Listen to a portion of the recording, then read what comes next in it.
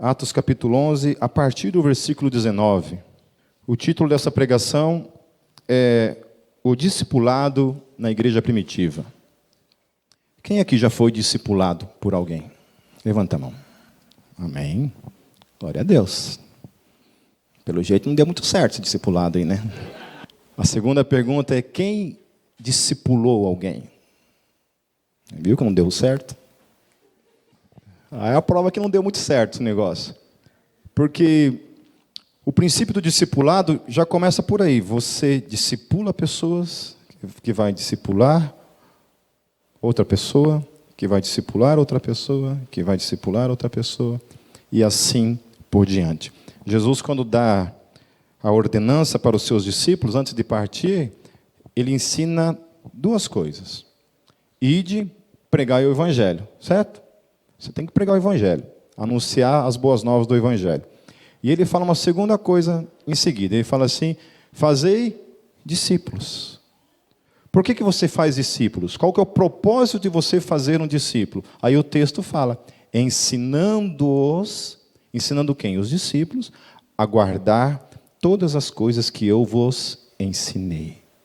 Então você evangeliza, prega o Evangelho, aquela pessoa confessa Jesus como Senhor da vida dela, entra para a família cristã, a partir desse momento, começo a discipular essa pessoa. O que é o discipulado, então? Eu vou ensinar essa pessoa acerca desse novo caminho em que ela foi inserida, nesse novo reino, que nós chamamos de reino de Deus. Amém? E eu vou ensiná-la não somente as coisas que Jesus ensinou, as coisas boas, as coisas, agradáveis, mas também vou ensiná-la a fazer outros discípulos.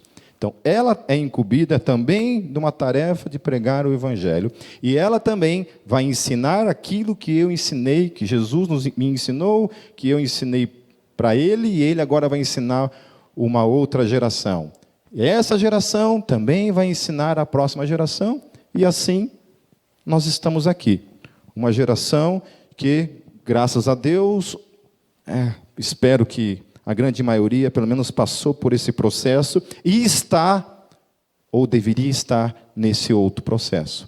Que já que você foi discipulado, aprendeu, agora é a minha vez, então, de dar continuidade a esse princípio, de pregar o Evangelho e discipular. Foi sempre assim, desde o início até os dias de hoje. Amém? Nós aprendemos acerca de Jesus e ensinamos outros que irão ensinar outros que irão ensinar outros. Um dos princípios do discipulado que eu aprendi com o meu pastor Edson Barbosa, foi esse princípio de que o meu ministério, ele só se evidencia, se confirma na quarta geração de discípulos. Ou seja, ele me ensinou, eu vou ensinar outro, que irá ensinar outro. Somente nessa quarta geração, depois dele, é que ele vai ser confirmado que o seu ministério foi certo. Amém? Aí o problema de hoje é que nós temos uma geração assim tão voltada para dentro de si, e tão afligido, infelizmente. Eu não estou desmerecendo isso, meus queridos, porque eu sou uma pessoa que certamente faço parte, infelizmente, dessa realidade. Nós temos os problemas ou de saúde física, que realmente a gente entende. Tem pessoas que, por questões físicas, estão impedidas, mas por questões físicas extremas, porque não é uma gripe que te impede de pregar o Evangelho, certo? Se bem que isso, a gripe, vocês sabem que existe a gripe feminina e a gripe masculina, A gripe feminina é moleza, queridos. A gripe masculina, ela tem um poder de destruição, Os homens sabem disso, É coisa de UTI, Toda vez que dá uma gripe, é coisa de chamar a emergência, e para salvar o cara, senão ele morre mesmo. A gripe masculina, ela é fatal. Então, salvo esses casos, nós temos também os casos das doenças emocionais, A gente tem tido uma geração doente.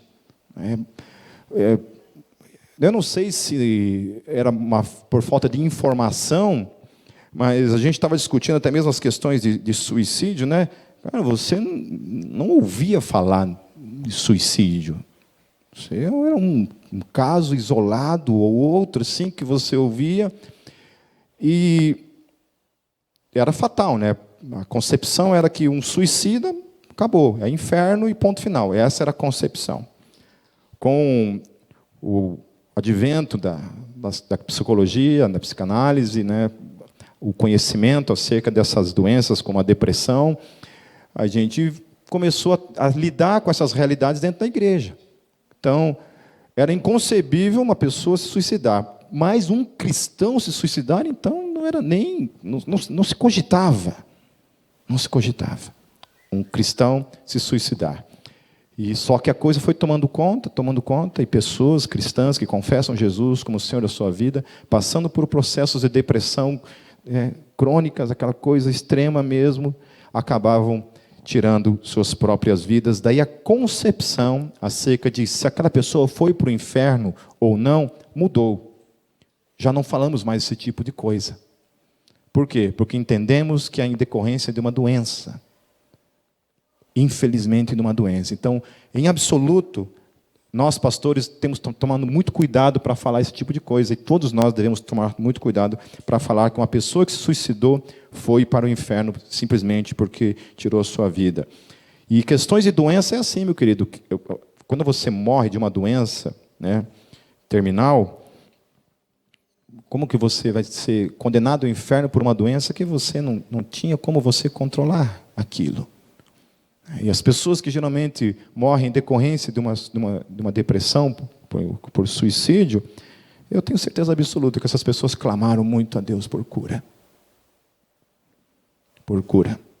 Eu sei disso porque eu tenho uma esposa que está em casa e luta todos os dias contra a depressão. Tem dia que a coisa está assim, escura, que não consegue nem levantar da cama. Aí a coisa tomou outra dimensão, porque não era somente a igreja que fazia parte dessa realidade. E aí a gente começa a ouvir todo mês, 2, 3 pastores por mês se suicidando. Então, a gente nunca ouvia falar disso, meu querido. Opa, olha o Jean tentando matar a mulher dele ali. Então a gente nunca ouvia falar dessas coisas como as pessoas no mundo comum. E aí isso, a igreja, e agora os supostamente intocáveis, que são os pastores, eu estou colocando isso entre aspas, obviamente, é uma realidade. Então a gente tem uma geração doente. Então, cada vez menos a gente tem assim a disponibilidade para servir, a disponibilidade para pregar o evangelho, o ânimo, o amor para com isso, porque nós estamos sendo cada vez mais enjaulados, enclausurados em doenças psicossomáticas que estão nos matando, estão nos roubando, destruindo nossa vida no dia a dia. Vamos lá. Atos capítulo 11, então, a partir do versículo 19, eu quero orar antes, mais uma vez.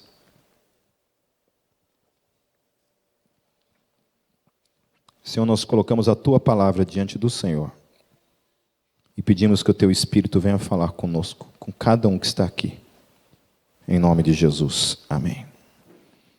Diz assim o texto: os que tinham sido dispersos por causa da perseguição desencadeada com a morte de Estevão, chegaram até a Fenícia, Chipre e Antioquia, anunciando a mensagem apenas aos judeus. Amém? Então estavam ali, tinham sido perseguidos ali por causa, diante do martírio de Estevão, haviam sido dispersos as pessoas, eles estavam viajando por esses países, por essas regiões ou países, e estavam pregando o evangelho somente para os judeus, né? Só para você ter uma ideia, a distância entre Jerusalém e a Fenícia é mais ou menos de 150 quilômetros, ok? Daqui até Joinville, dá quantos quilômetros daqui? 400? Ô, louco! 120? Um pouquinho mais do que isso, né? De Jerusalém para Chipre já é bem mais, né? Chipre é uma ilha, são 408 quilômetros. E de Jerusalém até Antioquia é mais longe ainda, 501 quilômetros. Então essas pessoas foram dispersas de Jerusalém até uma distância de 501 quilômetros, certo? E uma coisa interessante que aconteceu aqui é que essa perseguição desencadeada sobre a igreja traz uma reflexão para mim e para você. Que desde o início já a igreja enfrenta uma perseguição que era fruto de uma profecia de Jesus. Jesus, em algum momento, falou para a igreja assim: olha, vem para Jesus, né? Vem para mim, que tua vida vai ser uma maravilha, tudo vai dar certo, vai ser só sucesso, amém? Certo? Porque você é filho do rei, né? Você foi chamado para ser cabeça e não cauda, então tudo vai dar certo. Foi isso que Jesus disse para a sua igreja? Não? Uma coisa interessante que tem tudo a ver também com o momento politicamente correto que nós estamos vivendo. Jesus falou assim, em algum momento, falou assim: olha, saiam pregar o evangelho, porque o mundo vai amar o evangelho. O mundo vai aplaudir o evangelho. Jesus falou isso no evangelho, que as pessoas vão acreditar, que as pessoas vão amar o evangelho vai ser lindo. Foi isso que Jesus falou? Não. O que ele falou? Vocês serão perseguidos. Por causa do quê? Por causa de mim. Por causa do evangelho. Então não havia falsas promessas. Amém? Vocês serão perseguidos. Mas o texto fala uma coisa que vai além de somente ser perseguidos. O texto fala: vocês serão odiados por causa do meu nome. Odiados. Você conhece gente que tem raiva de crente? Levanta a mão quem conhece gente que tem raiva de crente, né? Vamos falar a verdade, você tinha raiva de crente, não tinha? Eu tinha raiva de crente, muita raiva de crente. Tem gente que tem raiva até hoje, mesmo sendo crente, né? Tem gente que tem raiva até hoje, que odeia crente, né? Esses dias eu não ouvi da pessoa, né, mas alguém me falou que uma pessoa foi numa outra igreja e foi na igreja, a pessoa: e aí, como é que foi lá? Eu falei assim: olha, é uma igreja assim parecida com a Gólgota, só que lá o pessoal é mais crente que o pessoal da Gólgota. Eu falei: pô, amém, né? Glória a Deus. Agora eu não sei se isso foi bom ou foi ruim isso aí. Eu acho que esse comentário que tem mais, o pessoal é mais crente, significa que vocês não são tão crentes assim, né? Eu acho que é isso daí. Acho que vocês não são tão cristãos assim, sabe? E aí eu não sei também como é que você mede isso indo num culto, né? Como é que você chega num culto e você chega lá, assiste um culto e você conseguiu medir a espiritualidade de cada pessoa que está ali dentro, simplesmente participando de um culto? Algo em você, assim, você olha assim: nossa, esse cara é mais crente que o Alex lá da Gólgota. Como que você consegue definir essas coisas simplesmente participando de um culto? Adivinha como? Por alguma coisa no sentido carismático da coisa, naquele culto, a gente entende que, portanto, aquelas pessoas são mais crentes porque, de repente, elas falam em línguas, porque elas profetizam, porque elas gritam aleluia. Então, essa é a nossa concepção. E eu também tive essa concepção durante muito tempo na minha vida. Eu olhava para a minha igreja, uma igreja tradicional, de muitos velhinhos, gente que gostava daquelas músicas do inário presbiteriano, aquela coisa tradicional, hiper tradicional. E eu olhava para aquelas pessoas e eu julgava aquelas pessoas e dizia assim: esses caras não têm espiritualidade. Para mim era isso. Por quê? Porque eu era todo pentecostalzão, eu vivia no meio do mato orando, eu era cheio do fogo, né? Eu gostava de pular, eu gostava de cantar com júbilo, né? Eu chegava ali naquele louvor, aquela coisa parada, e eu olhava para ele e falei assim: cara, esses caras não têm o Espírito Santo, não pode. Entende? Obviamente que a gente amadurece na vida, entende? E eu entendo perfeitamente que isso faz parte da multiforme graça de Deus. Amém? Eu sou louco, eu sou daquela pessoa assim, que se eu pudesse, eu plantava bananeira, sabe? Eu subia pelas paredes. Né? Quem olha para mim assim, pensa assim: o Pipe é um cara que não gosta das coisas do Espírito Santo. Querido, mais uma vez eu vou falar isso em nome de Jesus. Entendeu? Vocês estão extremamente enganados acerca de mim. Se você pensa que eu sou uma pessoa tradicional, que gosta de silêncio, que gosta de, sabe, de culto fúnebre, entendeu? Não é comigo isso, mas eu entendo e não julgo perfeitamente. Assim como também não tem nenhum tipo de ilusão de que eu chego num culto pentecostal e eu vejo todo mundo ali falando em línguas e eu tenho a ilusão de entender que ninguém ali peca, todo mundo é perfeito, que essa igreja não tem problemas. Também não existe esse tipo de coisa, entendeu? Eu sei que, olha querido, o que eu vi na minha geração, gente que pulava, sabe? Fogo puro, e aquele fogo se transformava em outra coisa. Em fogo do inferno. Entende? Sabe? Abandonaram a fé e nunca mais voltaram. Entende? E eu conheço gente que, olha, se converteu, nunca sentiu, vou colocar isso entre aspas, nunca sentiu a presença de Deus, nunca viu nada sobrenatural e permanece até hoje. Com certeza cometendo erros, como qualquer um de nós cometemos, mas permanece até os dias de hoje. Amém? Então, assim, com isso eu não estou querendo eliminar isso daqui. Glória a Deus. Eu quero que tenha sapatinho de fogo mesmo, permanecendo, glorificando a Deus, falando em línguas, vendo anjo. Amém, glória a Deus. Como eu falei domingo passado. Mas esse negócio de ver anjo, não atravessar a parede, não cola comigo. Amém? Se vê anjo, tem que no mínimo estremecer. Amém? Se falou com naturalidade, eu falo, não viu anjo não, viu pardal, sabiá, qualquer coisa, mas não viu anjo. E a outra coisa aqui, sabe? Esse equilíbrio, em nome de Jesus. Amém? Equilíbrio nas nossas vidas. Então Jesus ele havia profetizado e a igreja estava sendo perseguida, certo? E diante dessa perseguição, o que eu acho interessante aqui é que eles, diante da perseguição, eles continuam fazendo o quê? Pregando o evangelho. Ao invés deles pararem, desistirem de tudo diante da perseguição, o que eles fazem? Eles sendo perseguidos, ameaçados de morte, ameaçados de perderem suas vidas, eles continuam, ainda assim, fazendo aquilo que colocava a vida deles em risco. Pregando o quê? O evangelho. Anunciando o evangelho. Agora, longe de Jerusalém, mais de 500 quilômetros de Jerusalém. Versículo 20. Alguns deles, todavia, cipriotas e sirineus, foram a Antioquia e começaram a falar também aos gregos, contando-lhes as boas novas a respeito do Senhor Jesus. Então, domingo passado eu falei que onde começou a evangelização, o primeiro gentil convertido ao cristianismo. Como é que era o nome dele? Quem lembra? Cornélio.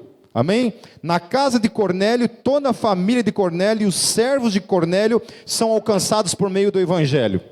Amém? E agora aqui eles estão sendo perseguidos, os cristãos, certo? E estão pregando somente para os judeus. Porém, um grupo deles vai para Antioquia e começa também a pregar aos gregos. Amém? Aos gregos. Por quê? Porque já tinha essa concepção de que o evangelho não era somente para judeu. O evangelho também era para os gregos. Já estava acontecendo. Aconteceu na casa de Cornélio. Amém? E estava ali, agora estavam lá pregando para os gregos, contando-lhes as boas novas a respeito do Senhor Jesus. Então eles estavam primeiramente o quê? Pregando o evangelho. Amém? Obedecendo ao mandamento do Senhor Jesus, vão e preguem o evangelho. Preguem o evangelho. Amém? Versículo 21, olha que coisa poderosa. A mão do Senhor estava com eles e muitos creram e se converteram ao Senhor. Amém? Muitos o quê? Creram e se converteram. Se converteram por quê? O que o texto começa dizendo no começo? Porque a mão do Senhor estava com eles. Amém? Não tem triunfo no evangelho se a mão do Senhor não estiver comigo e com você. Por isso que desde que a gente começou essa série falando de Atos dos Apóstolos, qual era a primeira coisa que esses homens faziam na vida deles? Era qual? Repita. Bem alto. Orar. Orar. Aqueles homens oravam. Aqueles homens buscavam a Deus. Eles tinham consciência plena que se eles fossem pregar o evangelho e eles quisessem que de alguma forma aquele evangelho tivesse poder de transformação, e de conversão na vida dessas pessoas, eles precisavam que Deus estivesse operando. Amém? Essa é a diferença. Se Deus não operar, meu querido, não tem sistema, não tem nada que aconteça. Por isso que você vê muitas vezes assim, você vai num lugar, você prega o evangelho, né? Quando a gente estava na Alemanha, o pessoal da equipe do Steiger ia sair para uma semana de evangelismo por vários países ali ao redor da Alemanha. E eu chamei os alunos e eu orei com eles, e uma coisa que eu falei para todos eles, eu falei assim, queridos, vocês têm que pregar o evangelho, não se frustrem, em momento algum, se a grande maioria, ou talvez todos, não responderem positivamente ao evangelho. Amém? Não se frustrem com isso. Porque você foi chamado para obedecer, não para produzir resultados. Repita comigo isso. Eu fui chamado para obedecer e não para produzir resultados. Amém? Por quê? Quem produz resultados? Quem produz resultados? Deus. Amém? Você tem o poder de converter o coração de uma pessoa? De iluminar o entendimento para que essa pessoa compreenda o evangelho? Não. Então, todas as vezes que eu prego o evangelho, eu sei que aqueles que se converteram ao evangelho, se converteram porque encontraram da parte de Deus a graça para crer. Por isso que você está num lugar assim, a mesma pessoa, com a mesma unção, com as mesmas palavras, ele prega o evangelho para uma multidão e poucos se convertem. E sabe qual é o testemunho que essas pessoas dão depois? Elas falam assim, alguma coisa começou a queimar aqui dentro. Alguma coisa começou a falar aqui no meu coração, na minha mente, me constranger diante de Deus. Me levando ao arrependimento. Me levando a crer. Você assiste os vídeos dos testemunhos do pessoal do No Longer Music, ou até mesmo do pessoal do Alegórica aqui no Brasil. A banda, quando sai tocar, quando sai pregar, os testemunhos das pessoas, olha, a hora que estava tocando a banda, eu não sei, alguma coisa tocou em mim. Algo tocou na minha vida. Muita gente que está ali não sente nada, só vê música e tal e vai embora. Agora alguns são tocados. Então a mão do Senhor estava com eles. E muitos, o texto fala, muitos creram e se converteram ao Senhor. Eu gosto dessa palavra, se converteram. Aleluia. Se converteram. Significa o quê? Mudaram de rumo. Mudaram suas mentes. Mudaram suas vidas. Não são mais os mesmos. Mudou tudo. Se converteram. Amém? Porque hoje o evangelho que muitas vezes é apresentado é um evangelho que não implica mais em conversão. Venha do jeito que você está e fique assim. Você é batizado nessa condição muitas vezes. Não mudou de vida, não foi transformado em nenhum momento. No versículo 22, notícias desse fato chegaram aos ouvidos da igreja em Jerusalém, e eles enviaram Barnabé a Antioquia, certo? Então eles estavam lá na cidade de Antioquia. Barnabé estava em Jerusalém. Barnabé foi enviado então até Antioquia, que dava 501 quilômetros de distância. Aí eu fiquei pensando, meu Deus, quantos dias esse homem demorou para chegar lá? Ele sai de lá, de Jerusalém, e vai viajar 501 quilômetros. Hoje, de carro, essa distância vai dar o quê? Umas 7 horas de viagem, mais ou menos, né? De carro, certo? De cavalo, eu não tenho nem ideia. Se é que era de cavalo. Se é que eles tinham cavalo. Se é que essas distâncias não eram percorridas a pé. Quase que provavelmente. Ou a pé ou a cavalo. Então, provavelmente demoravam dias para chegar até a essa distância. Então, Barnabé é enviado a Antioquia. Para que Barnabé é enviado a Antioquia? Para um propósito. Amém? Vamos continuar. Este, ali chegando e vendo a graça de Deus, ficou alegre e os animou a permanecerem fiéis ao Senhor de todo o coração. Ele era um homem bom. O texto fala, olha que coisa maravilhosa, cheio do Espírito Santo, aleluia. Cheio do Espírito Santo. cheio, não é meia boca, não é vazio, mas é cheio do Espírito Santo e de fé. Então era um homem que cria, um homem que tinha fé. E muitas pessoas foram acrescentadas ao Senhor. Eu gosto disso também no texto. Foram acrescentadas a quem? Ao Senhor. E agora estão no Senhor. Paulo, quando ele fala a respeito daqueles que já partiram, ele fala aqueles que dormem no Senhor. Porque estão no Senhor. Amém? Estão no Senhor. Você e eu estamos no Senhor. Ele está em nós. Nós estamos nele. Essa é a realidade da fé cristã. Essa é a realidade. Uma pessoa no Facebook essa semana, eu escrevi um parágrafo falando a respeito do legalista, que o legalista ele acredita que o céu, de certa forma, também é uma conquista dele. Em algum momento ele acredita nisso, que o lar, o céu, a morada no céu, de certa forma é uma conquista dele também. Porque ele acredita que se ele obedecer certas regras, isso o coloca na condição de, portanto, merecer o céu. Amém? Certo? Daí, eu coloquei isso, uma pessoa falou assim, mas tem gente que tem que também ficar esperto, porque às vezes usa da graça para viver na vida de pecado. Né? Aí eu compartilhei aquele texto que Paulo fala, assim, olha, não use da sua liberdade para dar ocasião à carne. Você é livre. Amém? Você é livre. Salvação é pela graça. Mas não pense que por ser pela graça, portanto, eu posso sair por aí e fazer o que eu quiser da minha vida. Pecar à vontade e está tudo certo. Então, eu estabeleci esse texto para ela. Daí uma pessoa entrou no assunto ali e falou uma coisa meio sem nexo, assim. Falei assim, mas eu acredito o seguinte, porque não tinha nada a ver com o assunto para começar. Falou assim, olha, eu acredito o seguinte, que a gente está indo, compramos uma passagem de avião, aliás, ganhamos uma passagem de avião, olha só, a gente ganhou uma passagem de avião para Foz do Iguaçu. Só que, direto, certo? Essa passagem era direta. Você ganhou uma passagem. Olha, essa passagem que você está ganhando, ela te leva direto para Foz do Iguaçu. Amém? Ponto. Aí a pessoa argumentou que vai que no trajeto para Foz do Iguaçu, o piloto desce em outro aeroporto no caminho. Daí você desce nesse aeroporto e decide assim, eu não quero mais ir para Foz do Iguaçu, quero ficar por aqui. Aí o avião pega, levanta e vai embora e você fica. Portanto, você não vai para o céu. Entendeu? Aí eu fico pensando comigo, meu Deus do céu, primeira coisa, você está brincando com a pessoa de Deus? Você acha que Deus vai fazer esse tipo de coisa? Deus te prometeu o céu, se você crer. Amém? Quem comprou e te deu a passagem para o céu foi Deus.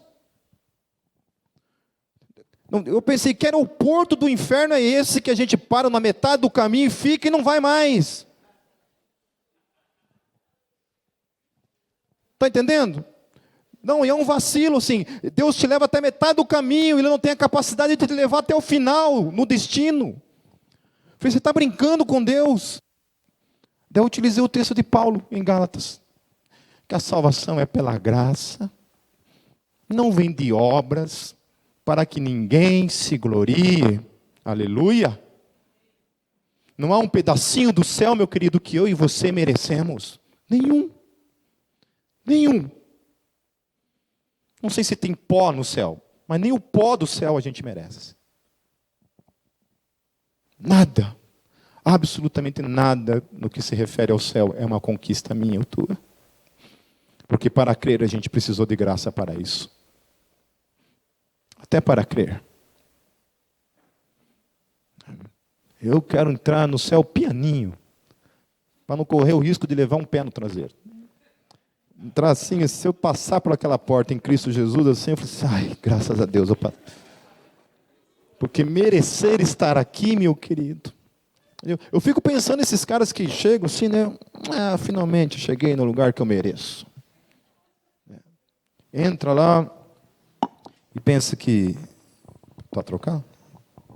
Amor.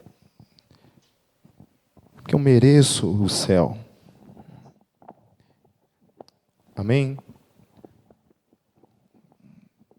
Uma das coisas que eu falei para essa pessoa, eu falei assim, olha, eu tenho uma convicção assim, plena, que se em algum momento na minha salvação, seja 0,0001%, depender de mim para ser salvo, eu tenho convicção plena que eu vou para o inferno. Totalmente. Eu tenho convicção absoluta de que eu vou para o inferno, se depender de mim. Por isso que eu tenho a total e absoluta certeza de que não depende de mim, depende dele. De quem ele é. Da sua fidelidade. Da sua misericórdia. Que ainda que a gente defeque pelo caminho, o tempo todo, cometemos erro, eu confio plenamente naquela palavra que as suas misericórdias se renovam a cada manhã. Todo dia de manhã, meu querido, a misericórdia de Deus se renovou na minha e na tua vida. Todos os dias. Amém? Amém.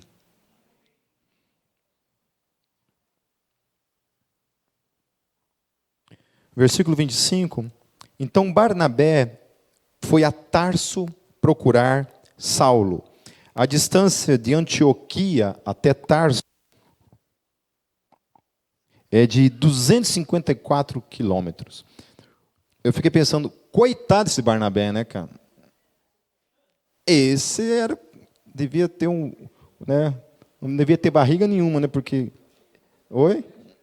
É para dentro, era o contrário, não era negativa a barriguinha dele. Porque esse andava. Então ele tinha andado 500 quilômetros de Jerusalém até Antioquia, e agora ele vai buscar Paulo lá em Tarso, anda mais 254 quilômetros para buscar Paulo. Aí no versículo 26, eu acho interessante, porque ele chega lá, vai buscar Paulo. Ele não vai lá para ficar 1 ano, lá 2 anos, descansado, uma viagem tão comprida. O texto fala assim, e quando o encontrou, fez o quê? Levou-o para Antioquia. Então ele não andou somente 254 quilômetros, ele foi lá, pegou Paulo, provavelmente fez um bate e volta, chegou, beleza, vamos aí, não está cansado? Não, de boa, aqui andei 500 quilômetros ontem, está tudo de boa, né? Pegou e volta mais 254 quilômetros para Antioquia. Assim, durante 1 ano inteiro, Barnabé e Paulo se reuniram com a igreja. Se reuniram com quem? Com a igreja, aleluia. Se reuniu com a Assembleia dos Santos. Tinha desigrejado aqui? Não. Amém? Tinha gente hipócrita aqui? Com certeza. Reunido. Amém? Reunido. Né? Hipócritanês reinando ali. Estava ali. Tinha gente, com certeza tinha, falha. Né? Só você vê as cartas. Para que precisava ficar exortando daquele jeito toda hora a igreja? Porque aquilo não era uma realidade deles? Lógico que era. Com certeza era. Então, assim, durante 1 ano inteiro, Barnabé e Saulo se reuniram com a igreja e ensinaram a muitos. Olha que princípio lindo. Estava ali aquela geração de discípulos ali que haviam se convertido, famintos para aprender acerca de Jesus. Eles vão buscar Paulo. Oh, que privilégio. Os homens foram discipulados por ninguém menos do que o apóstolo Paulo, durante 1 ano inteiro. Ah, como eu queria estar lá. Queria estar ali aos pés do apóstolo Paulo, aprendendo da boca dele. Tem coisas que ele fala ali que eu ia perguntar, né? As dúvidas de Romanos, então, aí, nossa, mas Paulo, mas se o avião que eu pegar, Paulo, parar num outro aeroporto, Paulo, né? Como é que faz essa coisa, Paulo, né? A pessoa, né? Que legal, né? Ou para o autor de Hebreus, que ninguém sabe, né? Ah, eu ia procurar esse miserável, até achar ele. Quem é que é o autor de Hebreus? Porque ninguém sabe. Existe uma teoria, né? uma probabilidade de que quem escreveu o livro de Hebreus foi uma mulher, a Priscila. Mas isso são, lógico, as feministas que defendem essa tese. Não, mas realmente existe. Né? A outra probabilidade é que seja o próprio apóstolo Paulo. Né? Eu acho que não, mas muita gente acha que sim. Eu tinha um amigo no seminário que falou, não, foi Paulo. Eu falei, não, mas ninguém sabe. Não, eu estou dizendo, foi Paulo. Ele, sei lá como é que ele descobriu isso, mas ele tinha certeza absoluta e falava que era Paulo, não tinha conversa. Outros dizem que foi Apolo, né? Mas assim, não sabemos. Diferente, eu acho. Olha, se foi uma mulher que escreveu, realmente, se foi Priscila que escreveu, não faz. Para mim, não, indiferente. Eu acho o livro de Hebreus, depois de Romanos, eu acho que talvez o livro mais poderoso do Novo Testamento, né? Uma hora a gente vai fazer uma série em cima do livro de Hebreus. É maravilhoso. Então, Saulo e Barnabé, ou Paulo e Barnabé, permaneceram 1 ano ali ensinando aquelas pessoas. Amém? E aí o texto também fala assim, ó, em Antioquia, os discípulos foram pela primeira vez chamados cristãos. Amém? Só uma questão que eu queria comentar acerca dessa questão sobre Paulo e Barnabé ensinando. Por que é importante essa questão do ensino e do chamado de mestre, que não há dúvidas de que Paulo tinha, né? Quando você lê as cartas de Paulo, você não tem dúvida de que Paulo era um mestre por excelência, né? Era alguém que sabia discorrer e ensinar acerca de assunto que muitas vezes, claro, não é tão fácil compreensão, mas que Paulo era um mestre por excelência, ele era. Por quê? Porque hoje em dia essa questão da hermenêutica, até eu tenho que parar com algumas coisas no Facebook. A hermenêutica, que é a arte da interpretação, ou a exegese, que é também a arte de você estudar, né, desfragmentar o texto ali.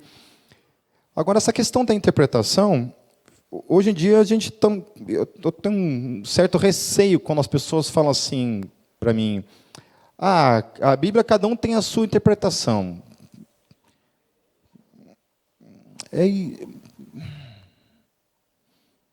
É complicado isso, sabe? Porque se cada um tem a sua interpretação, aí que casa da mãe Joana, né?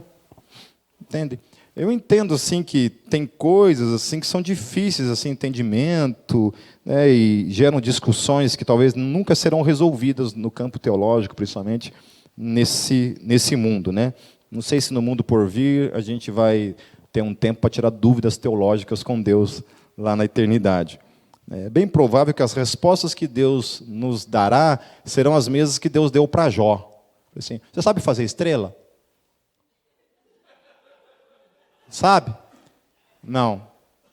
Você sabe criar bicho, fazer bicho brotar? Não. Você sabe criar a lei do universo? Sabe como é que foi tudo isso? Você consegue fazer isso? Também não. Então, vai lá para o Éden, dar uma voltinha lá, e depois você volta aqui nas conversas. Eu acho que as respostas vão ser meio que assim, sabe? Você consegue fazer isso? Você quer entender a minha mente mesmo? Tem certeza, criaturinha? Né? Tem certeza, mosquinha do cocô do cavalo do bandido, que você quer entender como as coisas funcionam? Então, assim, tem coisa que não adianta. Deus não responde e acabou. Né? Deixa no vácuo mesmo. Eu acho que ele dá até risada nessas horas. Umas risadas meio malignas, assim, da Deus. Então, essa questão da hermenêutica, sabe, eu discordo totalmente com isso. Eu acho que, assim, essa interpretação cada um faz, vírgula. Eu acho assim que você tem que procurar ferramentas de hermenêutica, ou seja, de interpretação, para você aprender a interpretar a Bíblia, para você estudar, até você chegar num consenso, mas depois que você estudou, e realmente se esforçou para compreender. Deixa eu falar uma coisa para vocês aqui, isso eu vou falar de púlpito. Alguns anos atrás, eu fiz uma declaração no Facebook a respeito dos animais, por causa de uma declaração lá do Papa, falando que os cachorrinhos iam para o céu, e aí isso virou um assunto, uma brigarada no Facebook, porque a gente falava que não, que os bichos não têm alma, e aí eu fui um dos que falou, olha, gente, né, biblicamente falando, é um assunto assim, na minha ótica, não existe isso, entende? Né, os animais, infelizmente, não participarão da ressurreição, né? Esse foi o argumento que eu me fundamentei, tal. né? Arrumei inimigo para tudo que é lado, né? Porque mexeu com bicho, mexeu com Satanás, né? Não tem conversa. E aí, nossa, teve um cara lá que falou assim, o cara me excluiu, me bloqueou, cara. Falou assim, Pipe, você vai para o inferno. Porque você falou, eu falei, nossa. Os cachorros vão para o céu, mas eu vou para o inferno, né, cara?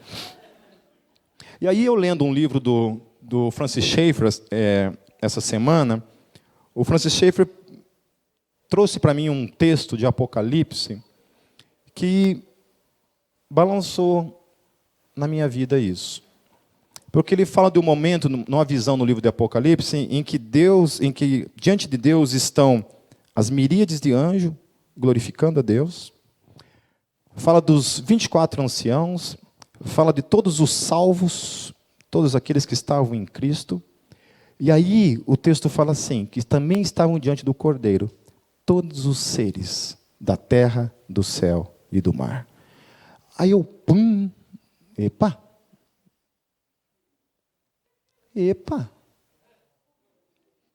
Rapaz, eu acho que pela primeira vez na vida eu estou errado. E aquilo balançou mesmo. Eu ainda não fiz assim eu não tirei um tempo para ir a fundo nesse texto e trabalhar nele exegeticamente falando, e interpretá-lo de uma maneira realmente. Mas eu estou falando isso para vocês porque eu sou assim, queridos. Eu não tenho problema nenhum em voltar atrás. Não tenho problema nenhum. Se a Bíblia, a palavra, um argumento bíblico me convencer do contrário, eu volto atrás na minha posição e falo, olha, eu estava equivocado. Tá bom? Só que eu não lembro um texto. Depois me procurem aí, que quem vai ficar feliz que os cachorrinhos forem para o céu, converse comigo. Amém?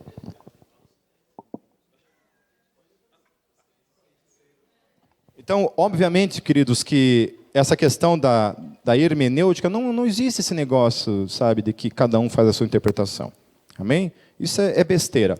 Os apóstolos ensinavam uma coisa, eles não chegavam lá e diziam assim, agora vocês interpretam do jeito que vocês quiserem. Não era isso. Jesus ensinou, eles ensinavam, que ensinavam, e, portanto, estamos até hoje procurando ensinar as mesmas coisas. Obviamente que existem coisas que não são tão simples assim, que realmente requer um pouco mais de leitura, de estudos, e ainda assim talvez nem chegue a uma conclusão. Amém? O termo grego para cristianos significa seguidores de Cristo. Assim como herodianos, cesarianos, nazarenos. Nazarenos era a forma como os judeus chamavam a igreja. Chamavam de nazarenos. O primeiro termo utilizado, portanto, para a igreja era os nazarenos, pelos judeus, ok? No latim, então, cristiano, porque o termo veio do latim, significa partidários de Cristo, ou do partido de Cristo, ou seguidores de Cristo. Amém? Certo? Pedro utiliza esse termo para se referir aos discípulos. Lá em 1 Pedro 4,16, diz assim, mas se você padece como cristão, não se envergonhe, antes glorifique a Deus nesta parte. Amém? Então, a igreja, o próprio apóstolo Pedro, utilizava o termo cristão para se referir à igreja ou aos discípulos. Amém? Uma coisa, obviamente, que a gente tem que olhar para isso, é que Deus não deu nome para a religião, certo? Deus nunca deu nome nem para o judaísmo, não teve um momento que Deus chegou para o judeu e falou assim, olha, é o seguinte, eu quero que vocês se chamem judaísmo. Amém? Ou chegou para os apóstolos e falou assim, olha, eu quero que o nome de vocês seja cristianismo. Certo? Nunca houve esse tipo de preocupação. Deus jamais se utiliza de termos quando se refere a mim e a você, Deus não se utiliza desses certos termos como termos que definem, esses nomes grandes como religião, por exemplo. Sempre quando Deus vai se referir a mim e a você, se refere a uma palavra chamada reino. A palavra é reino. Amém? Porque Ele é o rei e nós somos partes desse reino. Se nos chamamos como cristão, tudo bem, não tem problema, certo? Isso não é um problema, né? Não é uma coisa que você vai ser roubado por causa disso, certo? Tem muita gente hoje que fica preocupado, né, com termos, se utilizando com termos, né, e faz uma troca. Meu Deus, quando a gente ia para a escola, a gente aprendia definições de termos claros, assim, sabe? E esses termos eram esses termos, permanecem até hoje, né? Agora surgiu a polêmica toda a respeito do termo mulato, por exemplo, né? E eu fui ver realmente o significado, né? Que eu fiquei assustado. Falei, pô, cara, mas não é que o troço significa isso mesmo, né? A raiz da palavra, né? E segundo a raiz da palavra ali, realmente é uma coisa pesada. Mas durante toda a minha vida, eu nunca aprendi isso na escola. Nunca aprendi o significado do termo mulato na escola. Eu sempre aprendi de uma maneira que significava apenas referente à cor de uma pessoa, né? A mistura de certas cores ali, né? Tinha um mameluco e outros que eu não me lembro mais, foi muito tempo, que era essa mistura, né? Quando era um índio com branco, quando era um negro com branco, quando era um índio com negro, entendeu? Essas misturas tinham certas definições, as quais eu nem lembro mais, né? Mas é interessante porque o termo mudou, né? E agora resgatam o significado desse termo raiz, e aí isso vira um problema social, né, cara? Perigoso até você ir para a cadeia se você chamar uma pessoa com essas palavras, né? Então é isso. Outra coisa também temos como religioso, aquela pessoa é religiosa. Eu não sou religioso. Aquela pessoa é muito religiosa. O termo religioso não significa isso que você está dizendo, mesmo que você queira. Eu sei que você quer ser espiritual com isso e querer fazer com que essa palavra signifique outra coisa que ela não significa. Então, hoje a gente vive uma geração de novos significados. Novos significados. Então, evangélico tinha um significado, agora não significa, ou significa outra coisa. Religioso significa outra coisa. Religião significa outra coisa, né? Qual religião que você pertence? Não, eu não tenho religião. Não. O que você é? Eu sou de Jesus. Mas então você é cristão, você pertence ao cristianismo. Não. Não. É sim, querido. Não adianta você dizer que não. Por definição, você é.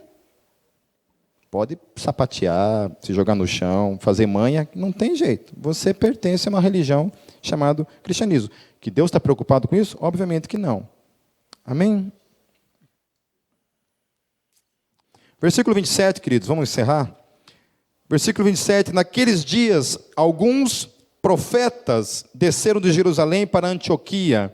Um deles, Ágabo, levantou-se pelo Espírito, predisse que uma grande fome sobreviria a todo o mundo romano. Aí Lucas ele fala o que aconteceu durante o reinado de Cláudio, certo?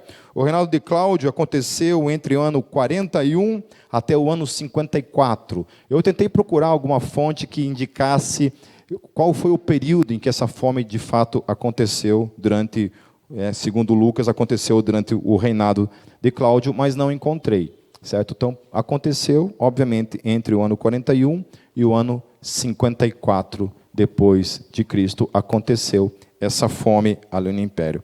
O que eu gosto e o que eu acho interessante, para mim, é essa questão de profetas, e dando ênfase a realidade do que é, de fato, nessas palavras, um profeta. O que esse profeta estava pregando? Somente a palavra? Não. Porque muitas vezes hoje a gente tem esse entendimento de que, obviamente, também de que o profeta é aquele que prega a palavra, certo? Mas nesse texto, não. Nesse texto, o profeta aqui era nesse sentido realmente como os profetas do Antigo Testamento. Ele vem e lança uma profecia. Ele fala assim, olha, vai virar uma fome. E essa fome, de fato, acontece. Então, uma das grandes dificuldades que eu tenho de ser cessacionista, né, uma pessoa que não acredita em dom de profecia, pelo menos para mim, é uma dificuldade partir por esse lado, é isso. É o fato de que na igreja haviam esses profetas que profetizavam. Obviamente que eu não estou falando que profeta é todo aquele que aparece na porta da casa e fala, eis que vos digo. Tá? Eu não estou dizendo que necessariamente é esse, mas que pode realmente acontecer a manifestação de um dom profético na vida de uma pessoa e entregar realmente uma profecia. Eu não sei se pessoalmente, talvez, né, mas eu penso que a questão profética está mais ligado às questões do reino e de um modo mais geral do que simplesmente uma pessoa a massagear o teu ego e dizer coisas bonitas para você, né? Todos os profetas que apareceram na minha vida falavam assim: Deus tem uma grande coisa para fazer na sua vida. Todas as vezes. Era a mesma coisa. Eu falava assim: poxa vida. Nunca apareceu nenhum falando que eu ia me apanhar na vida, que eu ia me lascar na vida. As grandes coisas que Deus tem para fazer na vida. Já viu alguém que chegou para você e falou assim: ó, Deus, é isso que vos digo, Deus tem uma pequenina coisa para fazer na tua vida. Alguém já teve essa experiência? Não, né? Geralmente é essa, amém? Mas eu estou em Curitiba, fruto de uma palavra profética que foi dada a mim. Versículo 29, os discípulos, cada um segundo as suas possibilidades, decidiram providenciar ajuda para os irmãos que viviam na Judéia. Olha que coisa interessante. A igreja se mobiliza então para ajudar aqueles que estavam passando aquele período de fome. Amém? A igreja se mobiliza. E o fizeram enviar suas ofertas aos presbíteros pelas mãos de Barnabé e Paulo. Amém? Então, querido, mais uma vez a teologia da prosperidade, ela tropeça nisso. Para quem foi enviado esses mantimentos? Para uma igreja que estava passando fome.